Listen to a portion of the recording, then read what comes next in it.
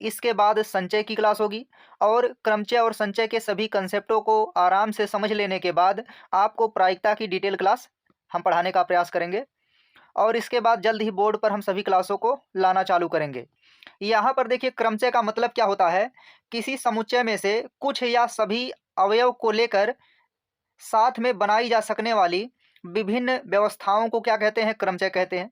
अब यहाँ पर थोड़ा समझाना मुश्किल होता है, इसलिए जब हम बोर्ड पर क्लासों को लाना प्रारंभ करेंगे तो वहाँ पर आपको डिटेल बताने का प्रयास करेंगे। चलिए यहाँ पर देखिए क्रमचय में क्या होता है। क्रमचय में एनपीआर आपको दिखाई दे रहा होगा, जैसा कि यहाँ पर लिखा गया एनपीआर। अब देखिए एनपीआर का मतलब क्या होता है, इसका मान होता है एन फैक्टोरियल अपान क्या होता है, एन माइनस आर फैक्टोरियल। लेकिन जब संचय होता है तो संचय में देखिए यहाँ पर ऊपर एन फैक्टोरियल होता है और नीचे आर फैक्टोरियल करने के बाद into N minus R factorial होता है। तो आपको आराम से सभी कंसेप्टों को नोट करते चलना है और यह क्लास पूर्णतः इंडिविजुअल होगी और आपको हम जीरो लेवल से पढ़ाने का प्रयास करेंगे। अब यहाँ पर चलिए थोड़ा सा आगे बढ़ते हैं और आपको जो है इसके सभी कंसेप्टों को समझाते हैं। यहाँ पर देखिए एन पी आर बराबर क्या होता है, N factorial upon N minus R factorial होता है। अब यहाँ पर देखिए सबसे पहले आपको फैक्टोरियल के कंसेप्टों को तो समझना ही है। यहाँ पर आपको कुछ पॉइंट्स याद कर लेना होगा, जैसे 1 फैक्टोरियल का मान क्या होता है, 1 ही होता है और 0 फैक्टोरियल का मान क्या होता है, 1 होता है। ये कैसे होता है इसे हम आगे अभी प्रूव करके बताएंगे आपको। अब यहाँ पर देखिए एन पी आर बराबर क्या होता है, N factorial upon N minus R factorial होता है। इन सभी पॉइंटों को आप लोग नोट करते चलेंगे। इसके अलावा देखिए अगर कहीं पर एन पी वन दे दिया जाए, जब एन पी वन दे दिया जाएगा तो इसका मतलब क्या होगा, एन फैक्टोरियल ऊपर हो जाएगा और नीचे क्या हो जाएगा, एन माइनस आर, आर के स्थान पर 1 है तो एन माइनस वन फैक्टोरियल हो जाएगा। अब यहाँ देखिए फैक्टोरियल का नियम कहता है कि जो एन फैक्टोरियल का मान है इसमें से अगर आप एन को कॉमन ले लेंगे तो यहाँ से एन माइनस वन, मतलब फैक्टोरियल में एक मान हमेशा क्या होता है, घटता चला जाता है। अगर हम यहाँ से फिर कॉमन ले लेंगे एन के बाद एन माइनस वन को बाहर निकाल लें तो यहाँ पर बचेगा एन माइनस टू फैक्टोरियल हो जाएगा। तो इन सभी मानों को अगर हम यहाँ आगे पुट करते हैं तो देखिए जो ऊपर का एन फैक्टोरियल वाला मान है उसमें से अगर हम एन को बाहर लेते हैं तो यह हो जाएगा n into N minus one factorial और यहाँ पर नीचे क्या हो जाएगा, एन माइनस वन फैक्टोरियल। अब एन माइनस वन फैक्टोरियल से n minus one factorial cut जाएगा तो क्या बचेगा, केवल एन बचेगा। यानी आपको नोट क्या करना है कि एन पी वन का जो मान होता है वह क्या होता है, एन होता है। इसे आपको नोट कर लेना है। इसी तरह से देखिए आगे अगर जो है हम क्या कर दें, एन पी वन के स्थान पर एन पी एन कर दें। जब एन पी एन कर दिया जाएगा तो यहाँ पर देखिए यहाँ पर क्या होगा, n factorial upon N minus r के स्थान पर एन माइनस एन फैक्टोरियल हो जाएगा। अब इसे आगे हल करेंगे तो देखिए क्या होगा, एन फैक्टोरियल हो जाएगा, एन में से एन घटाएंगे तो क्या आएगा, 0 फैक्टोरियल और 0 फैक्टोरियल का मान 1 होता है। तो यहाँ पर ऊपर बचेगा एन फैक्टोरियल और नीचे हो जाएगा 1। अब यहाँ इसको आगे हल करेंगे तो क्या हो जाएगा, केवल एन फैक्टोरियल आ जाएगा। तो आपको देखिए याद क्या करना है कि अगर कहीं पर एन पी वन दिखाई दे तो इसका मान हमेशा क्या होता है, एन होता है। अगर कहीं पर एन पी एन दिखाई दे तो इसका मान क्या होता है, एन फैक्टोरियल होता है। तो इन सभी पॉइंटों को आपको नोट कर लेना है। इसके बाद देखिए आपको फैक्टोरियल्स के कुछ बेसिक कंसेप्टों को समझना होगा। फैक्टोरियल को देखिए हिंदी में क्रम गुणित कहते हैं। इसकी हम एक क्लास अलग से ले चुके हैं फैक्टोरियल के कंसेप्टों की। इसके बाद यहाँ पर हम आपको थोड़े से डिटेल क्वेश्चन को बताने के बाद ही परमुटेशन कम्बिनेशन के सभी प्रश्नों को बताने का प्रयास करेंगे। यहाँ देखिए अभी हम क्या बताए हैं कि कहीं पर अगर फैक्टोरियल में एन फैक्टोरियल है तो यहाँ से इसको क्या लिख सकते हैं, एन कॉमन लेने के बाद एन माइनस वन फैक्टोरियल। अगर आप एन माइनस वन फिर कॉमन लेंगे तो एन माइनस टू फैक्टोरियल आ जाएगा। यानी इसका मान हमेशा एक एक करके घटता हुआ चला जाता है। अब यहाँ से अगर हम एन माइनस वन फैक्टोरियल का मान निकालना चाहते हैं तो एन माइनस वन फैक्टोरियल बराबर क्या होगा, एन फैक्टोरियल अपान क्या हो जाएगा, एन हो जाएगा। अब यहाँ पर हम प्रूफ करना चाहते हैं कि 0 फैक्टोरियल का मान कितना होता है, 1 होता है। एक कैसे होता है, यहीं से प्रूफ होता है। अब यहाँ पर अगर हम पुट करते हैं, कितना पुट करते हैं, n बराबर कितना 1। अगर आप n बराबर 1 पुट करते हैं तो यहाँ पर क्या हो जाएगा, n के स्थान पर 1 माइनस क्या हो जाएगा, 1 फैक्टोरियल। यहाँ बराबर होगा 1 फैक्टोरियल बटा क्या हो जाएगा, 1 हो जाएगा। अब 1 में से 1 घटाएंगे तो क्या आएगा, 0 आएगा। तो जब 0 आएगा तो हम कह सकते हैं कि 0 फैक्टोरियल बराबर कितना, 1 फैक्टोरियल का मान 1 होता है। तो यहाँ पर प्रूफ हो जाएगा कि 0 फैक्टोरियल का मान कितना होता है, 1 होता है। ये आपको याद कर लेना है। चलिए आगे बढ़ते हैं और आपको कंसेप्टों को समझाने का प्रयास करते हैं। यहाँ पर देखिए फैक्टोरियल के कुछ और बेसिक कंसेप्टों को समझना है। जैसे हम देखिए कह देते हैं 2 फैक्टोरियल। देखिए फैक्टोरियल का चिन्ह 2 प्रकार से लगता है, या तो आप ऐसे करिए या जो है आप नीचे से भी फैक्टोरियल का चिन्ह इस तरह से लगाया जा सकता है। तो अगर कहीं पर आपको ऐसे 2 फैक्टोरियल दिखाई दे, इसका मतलब होता है 2 गुणे 1, मतलब जितना वह मान होता है उससे हमेशा नीचे करके आपको हमेशा कहाँ तक जाना होता है, 1 तक जाना होता है। 1 से नीचे फैक्टोरियल में मान नहीं होता है, ना तो फैक्टोरियल का मान ऋणात्मक में होता है।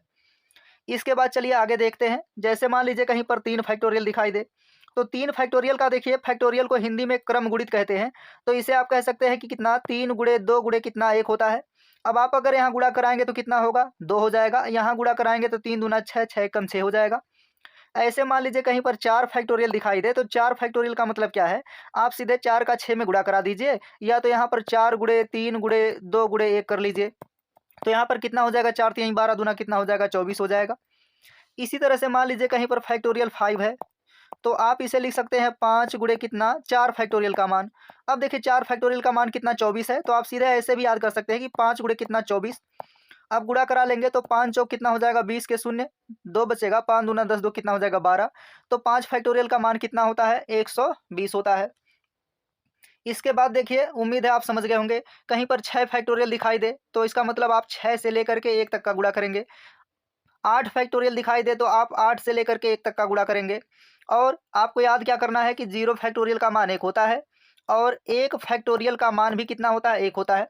इसके बाद जो इसके बेसिक कंसेप्ट है वह नीचे दिए गए हैं प्रश्नों में। आप आराम से इस क्लास को करने के बाद परमुटेशन कॉम्बिनेशन को अगर आप सीख लेते हैं, तो प्रायिकता के सभी प्रश्नों को आराम से लगा ले जाएंगे।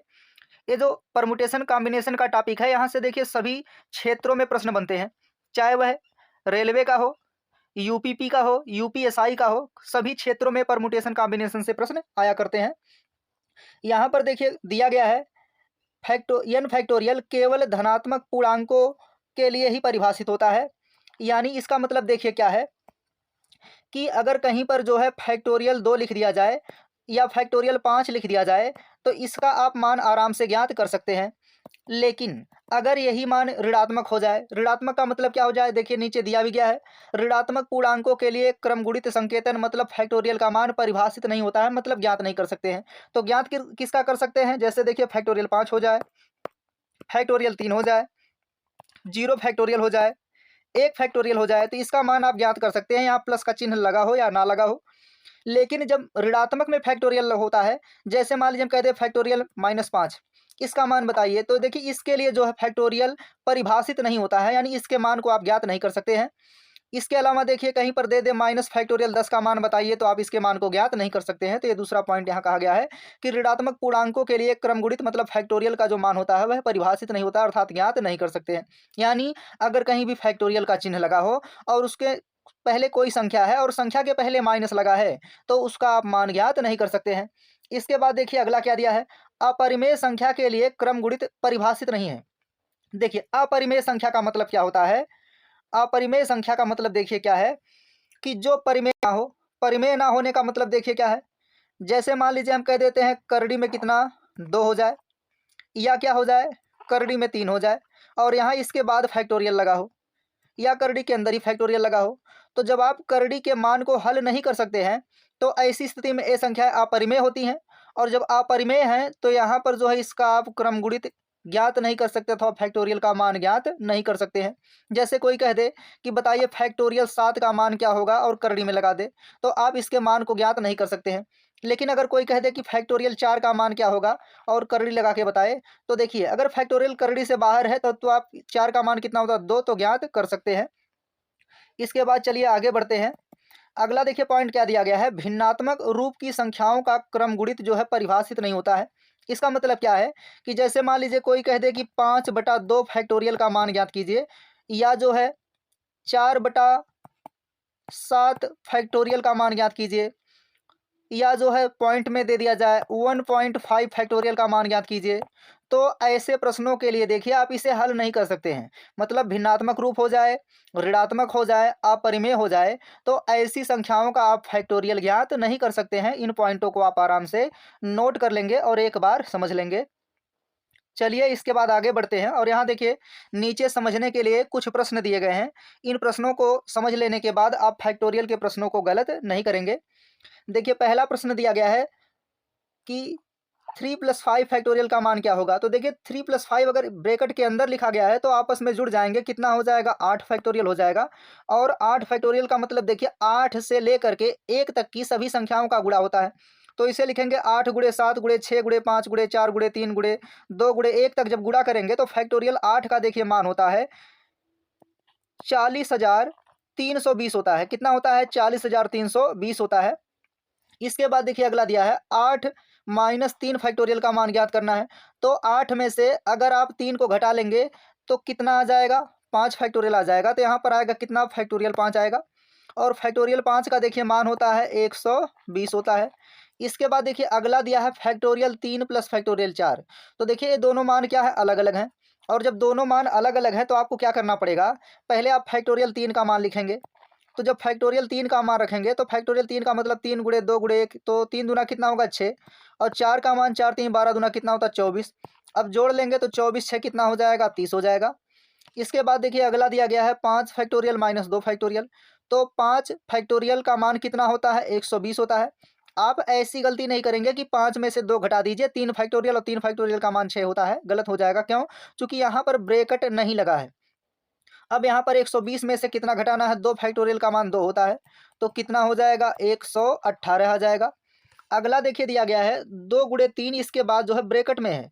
तो जब ब्रैकेट में दिया गया है तो 2 तिहाई कितना हो जाएगा 6। इसके बाद आपको क्या करना फैक्टोरियल लगा देना है। अब 6 फैक्टोरियल का मान कितना होता है, तो 5 फैक्टोरियल का मान 120 होता है। तो जब 5 फैक्टोरियल का मान 120 होता है तो आप 6 से क्या करेंगे 120 में गुणा करा दीजिए। तो 12 छक कितना आ जाएगा 72, मतलब 720 हो जाएगा। इसके बाद देखिए अगला जो प्रश्न दिया गया है 2 फैक्टोरियल गुणे 3 फैक्टोरियल। तो 2 फैक्टोरियल का मान कितना होता है 2 ही होता है। और 3 फैक्टोरियल का मान कितना होता है 6। तो 6 दूना कितना हो जाएगा 12 हो जाएगा। आप सभी प्रश्नों को आराम से समझ लेंगे और नोट कर लेंगे, तभी आप परमुटेशन की डिटेल क्लास को आराम से समझ पाएंगे। चलिए आगे बढ़ते हैं और देखते हैं यहाँ पर कुछ अन्य प्रश्नों को। यहाँ देखिए प्रश्न दिया गया है 7 फैक्टोरियल में 5 फैक्टोरियल से क्या करना भाग देना है। तो यहाँ पर देखिए जो मान बड़ा होता है उसे अगर आप बाहर लेते हैं तो वह मान छोटे क्रम में बढ़ता चला जाता है। तो यहाँ 7 को अगर आप कॉमन लेंगे फिर वह 6 फैक्टोरियल बनेगा। तो हम 6 को भी कॉमन ले लेंगे तो कितना बचेगा 5 फैक्टोरियल। तो यहाँ पर जब 5 फैक्टोरियल बचेगा तो नीचे क्या है 5 फैक्टोरियल, अब भाग दे देंगे तो 5 फैक्टोरियल से 5 फैक्टोरियल कट जाएगा और ये कितना हो जाएगा 7 छक कितना होता है 42 होता है। इसी तरह से देखिए अगला प्रश्न है 15 फैक्टोरियल। तो 15 फैक्टोरियल को लिखा जा सकता है 15 गुणे कितना 14 फैक्टोरियल।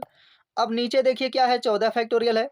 तो 14 फैक्टोरियल से 14 फैक्टोरियल कट जाएगा और मान कितना आ जाएगा केवल 15 आ जाएगा। अगला देखिए इसी तरह से है 10 फैक्टोरियल। तो 10 फैक्टोरियल को आप क्या करेंगे लिख सकते हैं 10 गुणे कितना 9 गुणे 8 और गुणे कितना 7, और यहाँ फैक्टोरियल लगा देंगे। अपान क्या है 7 फैक्टोरियल है।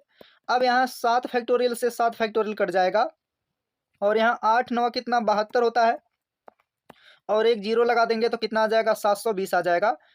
आप सभी आराम से देख लीजिए, समझ लीजिए और इसको नोट कर लीजिए। चलिए आगे बढ़ते हैं। देखिए आगे अगला प्रश्न देखिए दिया गया है। अगला प्रश्न उम्मीद है आप सभी लोगों को दिखाई दे रहा होगा स्पष्ट रूप से। दिया गया 1/8 फैक्टोरियल प्लस 1/9 फैक्टोरियल बराबर x/10 फैक्टोरियल। तो x का मान ज्ञात करना है।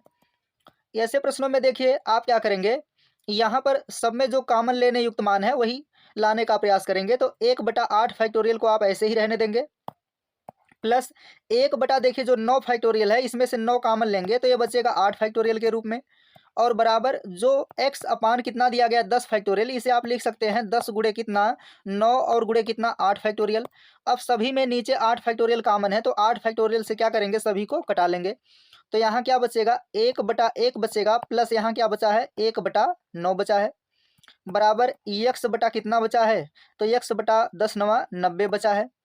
अब देखिए आपको क्या करना है, यहाँ 9 का 1 में गुणा कराएंगे, 1 जोड़ेंगे तो कितना हो जाएगा 10, और 9 1 कम 9 नीचे हो जाएगा तो ये हो जाएगा 10 बटा कितना 9 बराबर x बटा कितना आ जाएगा 90 आ जाएगा। अब 9 से 9 कट जाएगा तो यहाँ 10 बचेगा। तो यहाँ अब तिर्यक गुणा करा लेंगे तो x का बराबर क्या होगा 10 गुणे 10 यानी कितना आ जाएगा 100। तो x का मान कितना आ जाएगा 100 आ जाएगा, यानी यहाँ पर ऑप्शन सी क्या हो जाएगा सही हो जाएगा। इसके बाद चलिए देखते हैं अगले प्रश्न को। देखिए अगला प्रश्न क्या है, लासा और मासा पर आधारित प्रश्न है। तो देखिए फैक्टोरियल में लासा और मासा निकालना अत्यंत आसान होता है। अब यहाँ देखिए क्या निकालना है, एलसीएम व एचसीएफ। तो यहाँ देखिए 4 फैक्टोरियल को आप 4 फैक्टोरियल ही रहने देंगे और 5 फैक्टोरियल को क्या लिख सकते हैं, 5 फैक्टोरियल को लिख सकते हैं 5 गुणे कितना 4 फैक्टोरियल। और इसी तरह देखिए जो 7 फैक्टोरियल है इसे लिख सकते हैं 7 गुणे कितना 6 गुणे 5 गुणे कितना 4 फैक्टोरियल। अब देखिए अगर आपको एलसीएम निकालना है तो सब में जो कॉमन है पहले उसको ले लीजिए। तो तीनों में कॉमन कौन है, 4 फैक्टोरियल, तो पहले आप 4 फैक्टोरियल को नोट कर लेंगे। इसके बाद देखिए कौन बच रहा है, तो दोनों में फिर कौन कॉमन है 5, तो आपको 5 ले लेना है, तो गुणे 5 कर लेंगे। इसके बाद फिर कौन बच रहे हैं 7 और 6, तो जब एलसीएम निकालते हैं तो सभी को लेना होता है, तो 7 और 6 से फिर गुणा कराना पड़ेगा। तो यह मिला जुला के देखिए क्या बन गया, तो ये बन गया 7 गुणे 6 गुणे 5 गुणे 4 फैक्टोरियल, का मतलब ये क्या हो गया 7 फैक्टोरियल हो गया। इसलिए आपको समझना क्या है, अगर मान लीजिए आपको एचसीएफ निकालना है या मासा निकालना है, तो मासा का मतलब जो सभी में कॉमन हो, यानी जो सभी को काट दे। तो सभी को काटने वाला मान कौन है, केवल 4 फैक्टोरियल है।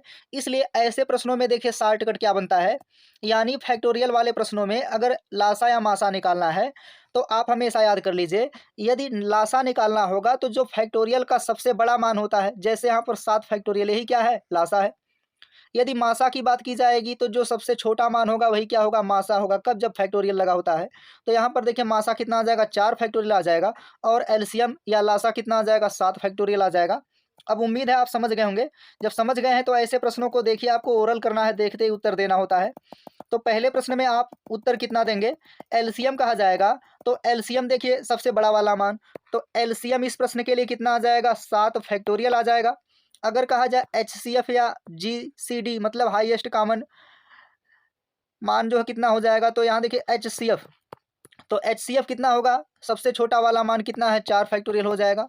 अब यहाँ पर जो अगला प्रश्न दूसरा देखिए दिया है, इसका एलसीएम निकालेंगे तो कितना आ जाएगा, 15 फैक्टोरियल। एचसीएफ निकालेंगे तो कितना आ जाएगा, 6 फैक्टोरियल आ जाएगा। इसी तरह देखिए जो अगला प्रश्न है, ये तीसरा नंबर का, इसमें अगर आपको एलसीएम निकालना है तो एलसीएम कितना आएगा, तो एलसीएम आएगा सबसे बड़ा वाला मान 40 फैक्टोरियल।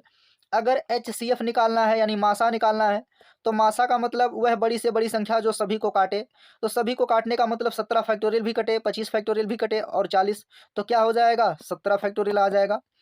तो उम्मीद है ऐसे प्रश्नों के मासा और मासा भी आप आराम से ज्ञात कर ले जाएंगे।